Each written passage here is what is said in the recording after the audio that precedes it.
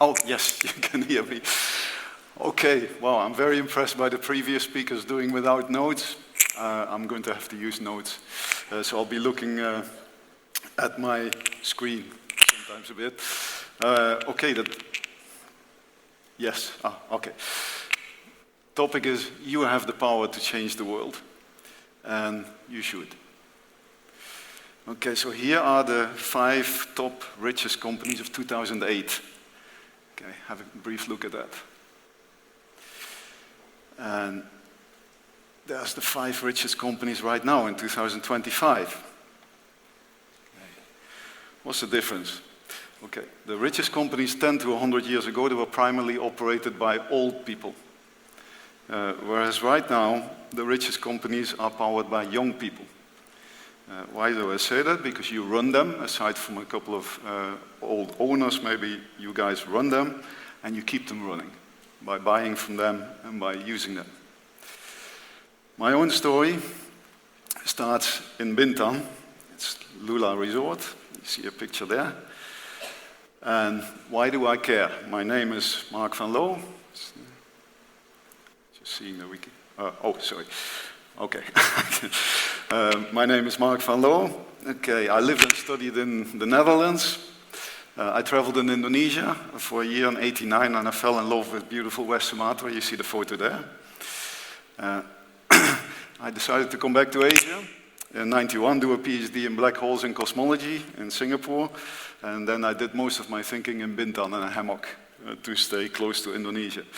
Then I discovered there's no future for cosmologists in Singapore, so I became a teacher. And I invested the money that I made as a teacher to build an eco-resort in Indonesia, the one you just saw, Lula Adventure Resort. And I did it together with my teacher wife, that's Isabel Lacoste. That's her. And here you see a shell coming up. Yep, that's called the Lula shell, so I'm the Lu, she's the La. Okay. So we finished building that resort in the year 2000. That was the same year that my son was born, oldest son. All the staff there were local people, and they still are, from the nearby village. And our goal was to show 2 things. Okay, one is that you can build a successful international resort just with local people only. And the second thing is that you can do good and make money at the same time. Now, we succeeded in that goal. We became Bintan's #1 TripAdvisor resort above all the big 5-star hotels and so on. We became world #1 eco-resort in London 2015, and we were now in Singapore's best sustainable small, medium enterprise. So, very successful in the goals we set ourselves, showing that we can work with local people. But in the same year that we became world champion, we had a tragedy because the daughter of my cook, 1-year-old, she died. I mean, one day I'm playing with the kid, 9-month-old, and then you come back a little while later and she's dead. And it's like, what happened? And the answer was bad sanitation at our home. And I thought, that's insane, right? That's so close to Singapore, people are dying because of bad sanitation. So that event set us on a second venture, and that is to provide safe water and sanitation to the whole tropical village world. Let's solve this problem. Okay, and what I want to share with you is how students have powered that success. It's you guys who did this, and how you, in general, have the power to change the world and help yourself starting today. So that's the Safe Water Gun. It's the world's cheapest sanitation system. It was set out to be cheap and affordable and easy to build. So it made us a star at the United Nations last year. We were invited there to show this system. It got us the ear of our president and enthusiastic support of our president, and big industry started to, big industry decided to back us. And that is on the journey, on the path to a global scale-up, coming up soon. So that's the idea, right? We started small, but we want to go big and reach the entire world. Now, who got us this far? Who got us to all these successes? And I want to be very clear about that. You did. Okay, the Stanford School was one of the first schools to join us in this project, building the Safe Water Garden. It looks a bit like this. And you guys built, by the time we got to the UN, you had built 700 systems. You guys were the ones that made us improve this thing. It's like, why don't we do it like this? Why don't we do it like this? So it is because of Singapore-based students that we got this far. And you guys were all instrumental in designing this thing. So let this remind us that not all change is high-tech. In fact, not at all. Right? Think for a moment, what is it that makes you really happy? What really animates you? Is it maybe music? Is it maybe friendships? Maybe fulfilling activities that make you feel really good? In the end, high-tech is a tool to achieve the happiness, but it's not giving you that happiness. So the one thing that my introducer just spoke about, one thing is real, climate change, it's real. Sustainability is a must, we have to address it. And true sustainability includes happiness for everybody. If you want to move on with this world, everybody needs to feel good about it. That's when things can happen. So what can you do to achieve it? And that is vote, vote, and vote. This is what you need to do. And voting you can do in many different ways. So let's look at the first one. That is, vote with your wallet. Absolutely. You punish companies that are not sustainable. You buy from companies who you like. Can I have the photo of Mr. Okay, yep. I don't know if you recognize him. Maybe you're a bit too young for that. After all, it was a couple of years back. There's a guy called Colin Kaepernick, and he was leading the movement Black Lives Matters. Right? He was doing the knee. I don't know if you still get in these events, so he put the knee and said, like, Black Lives Matter. Okay, this was a campaign. It was a campaign from Nike to support Kaepernick and the Black Lives Matter movement. Okay, now some people then burn their Nike shoes, but guess what? Nike made $6 billion just from this ad, okay? While a lot of Trump supporters lost their shoes. Okay? So Black Lives Matter and Me Too movement started and powered by youth. They made huge waves. Maybe sometimes you didn't realize just how big it was, but it really improved lives for minorities and women all across the world. And this is especially true in Asia and in Africa. I've delighted my Indian friends here in Singapore. It made a huge difference for them, the Black Lives Matter. And women all across Asia and Africa were motivated by Me Too, with little objections from their societies. People were, by and large, bought into it. Power to you. Power to young people by pushing this movement. So my message to you is you do your research, you use the economic power that you have. Okay? You support companies that you like. Do your research and then you say, I like this company, you're going to buy from them. You ditch companies that you don't like. Because if the youth as a whole does that, if the buying patterns change by even 1 or 2%, you will change companies' behavior. Companies are very sensitive to sale. So you have an enormous power with your wallet. Please use that. Next, you can vote with your feet. Okay, we have in the United States, there was an organization, it's called the National Rifle Association. In 2018, it was the most powerful lobby in the US. And then a thing happened called the Parkland shooting, and high school students took to the streets. And that marked the change for the NRA, because the NRA has been in decline ever since, and it is nearing bankruptcy. So just by taking action by high school students, you brought the most powerful lobby to its knees. Okay. Then the next thing where you need to vote, I mean, you are getting to this age where soon you will be 18 by the looks of it, if not already. Vote in elections. Okay, so young people, in fact, have decided all the important elections in the last decade in the US, and they are the driving power in Asian elections. So if I can have the graph. Yep. Okay, so let's look first at a thing called Brexit. Okay, that's again maybe a little bit long away for you. That was 2016.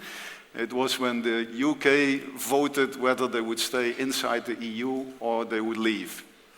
Now, the young people overwhelmingly wanted to stay inside the EU. 75% of them wanted to stay inside.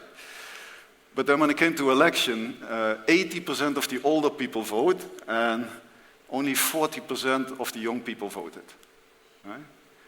And Brexit went through, so the UK went out of the EU.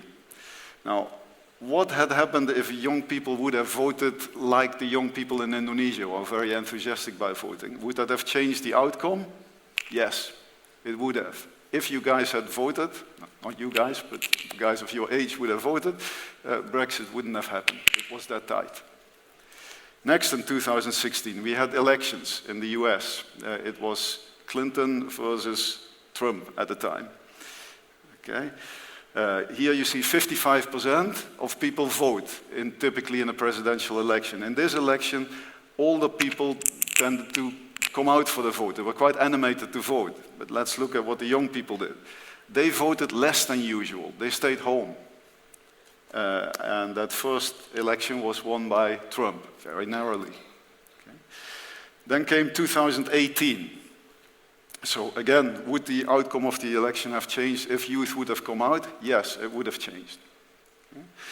So then in 2018, we had a thing called the US midterms, where they choose the House and the Senate. Okay, again, at that stage, people were very animated. It was 2 years into the first Trump administration. People were very animated. 20% of the overall electorate was up, you know. But then we look at the youth. You were still below the overall thing, but you jumped by 40%. And it led to one of the biggest blue landslides. It was Democratic House was voted in. Next, in 2019, we had something in the EU. There was a parliament for European elections. The youth turnout was record high, 50% high, and 70% of the young people voted for greenish parties. So sometimes you hear this kind of thing like Europe is turning right, Europe is turning, you know, fascist, the extreme right party. The data do not bear that out. The data show that actually Europe is getting more and more green. It doesn't get enough press, but it's getting more and more green. And why? Because young people are turning out to vote. Okay, then we have the US president elections of 2020. That was Biden versus Trump. Highest voter turnout in US history for elections, and the youth turned out in droves. Okay? So this record youth turnout, sort of between 2018 and 2024, it literally turned the world green. How can we see that? Because green investment doubled between 2020 and 2024, because the political environment was there for green investments. So it doubled. Green investment accounted for 2/3 of all investments in energy. So 2/3 was clean energy. So it's a real change. Okay, then we had the US president election from just a month or so ago. Trump versus Harris. The oldies came out in droves to vote. And we look at the young people, they didn't. And apparently one of the reasons that kept them home is because many people were upset about Gaza or other things, so they didn't vote. And we know the outcome of that election. So what else happened in 2024? We have now talked about US and Europe. Let's go to Asia, in Taiwan. We had a critical election there. And again, who decided the outcome? You know, so because you guys decide the outcome by either voting or by not voting. Yeah. But in Taiwan, the outcome was decided by young voters, and they voted overwhelmingly for pro-independence. So again, a very consequential election decided by young people. Let's look at the Indonesian. I've been using them as an example. So overall, Indonesians vote by very large margins, much more than in the US and in Europe. 82% of people vote. But now you look at the youth. That is 95%. Young people almost all vote. When I look at my staff, they all went to vote. Okay, so there's an extremely high belief that their vote matters, and it does. So the conclusion of all of this is when you, at least for the last decade, when you guys vote, the world turns green. And when you don't, it goes the other way. So let Asia inspire you. The youth turnout in Taiwan is equal to the overall turnout. In Indonesia, the youth is significantly exceeds the overall turnout number. And people understand here in Asia that elections are important. They understand that their vote matters.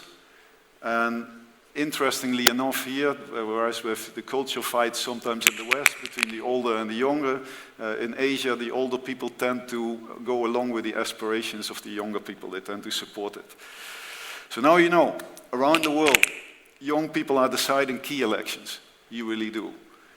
And it has planet-altering consequences. So the effect of that is that around the world, politicians are listening to you guys. They're looking very carefully how you feel. And of course, they also try to influence you, sometimes by legitimate news, but more often than not these days, also by fake news. So what is your power? Your power is to inform yourself. Really do your homework, see where you stand on issues, what animates you, what do you think is important, and then you give your vote to those you feel who really deserve it. In general, I would like to say to you, this is beyond voting, but it all has to do with sustainability. You follow your passions, you find a cause or a topic that moves you, and then you make your mark. You find out what makes you tick, and then you do it. Don't hesitate. It's like the first speaker that was reminding you. Do what you love. Do what you think is important to you. Because if you do something you love, you're going to be good at it. And people are going to buy from you if you're in the selling business. So and always remember that. The power that you have to make a difference at any level that you choose. Use it. That's it. Thank you.